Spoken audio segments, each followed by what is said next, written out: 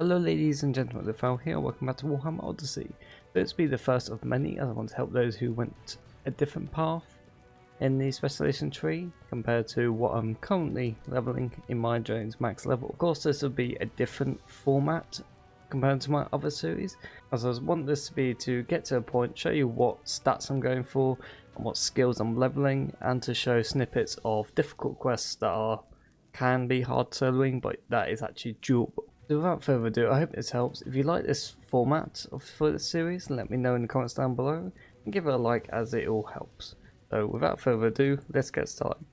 Our stats for level 2 is +4 into weapon skills, max it out, and then +2 into accuracy. And then with our action points, we've put aim shot at level 2. As maxing out our first skill is very much a must for leveling, as it will help us do a lot of damage later on. And then it's pretty simple from here. It's just following the tutorial quest until you basically get to the dwarf engineer part, where you will learn your turret skill as well as leveling to level 3. Our stats for level 3 is +2 into accuracy to max it out, and then +4 into leadership to max that out as well.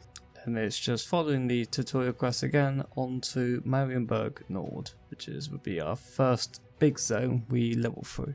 Here we are in the Marienburg Nord zone, where you'll continue with the main story quest as well as doing the carriage quests, as they give you XP as well, so don't forget to do those.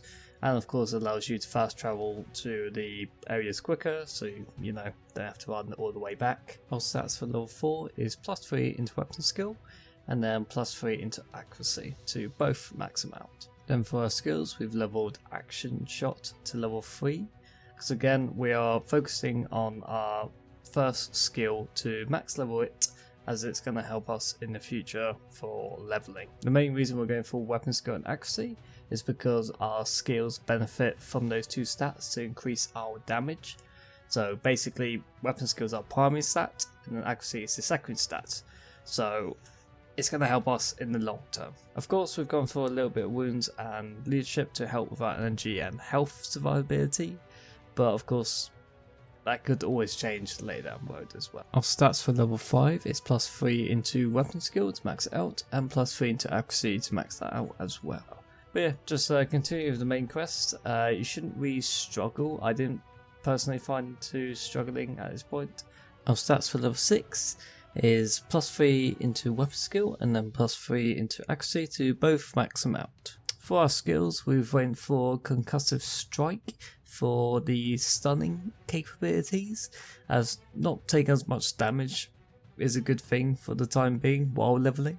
Of course later on when we get stronger abilities, this might change, because there is a skill that is actually good and will probably make it so that grouping enemies will be a possibility. So for now we're sticking to this skill. Our stats for level 7 is +3 into weapon skill and +3 into accuracy to both max them out.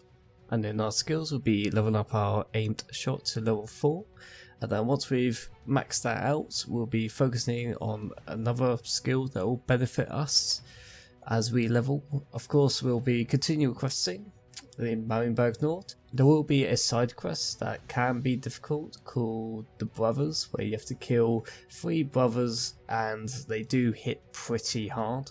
But lucky enough with Powdersmith you are long range, so you don't take as much damage before they eventually get to you. Of course with the Machinesmith you have to be at melee range to hit them, so you do take a bit of damage, but lucky enough our stun kind of helps for a few seconds to reduce that. I didn't feel like I struggled on this quest. I would say I did die, but that's maybe because of me fumbling my buttons, because I always fumble here and there, but it wasn't that difficult luckily, and I was able to actually complete this quest and be able to continue on my way to the main quest. Our stats for level 8 is +3 into weapon skill to max it out, +2 into accuracy, and then +1 into wounds to help with our survivability just a little bit. We'll continue with our main quest, which will lead to the Marienburg sewers. I do highly recommend not fighting enemies that apply dots, so like for example poison, bleed, stuff like that, because they do tick for very high damage and do a lot, and most of the time can even get you killed. So until you get gear that have resistance on it, I don't recommend fighting enemies that do that sort of type of damage, as you'll probably most likely see within this video that it does tick for a lot. So yeah, just try to stay away from those enemies if you can.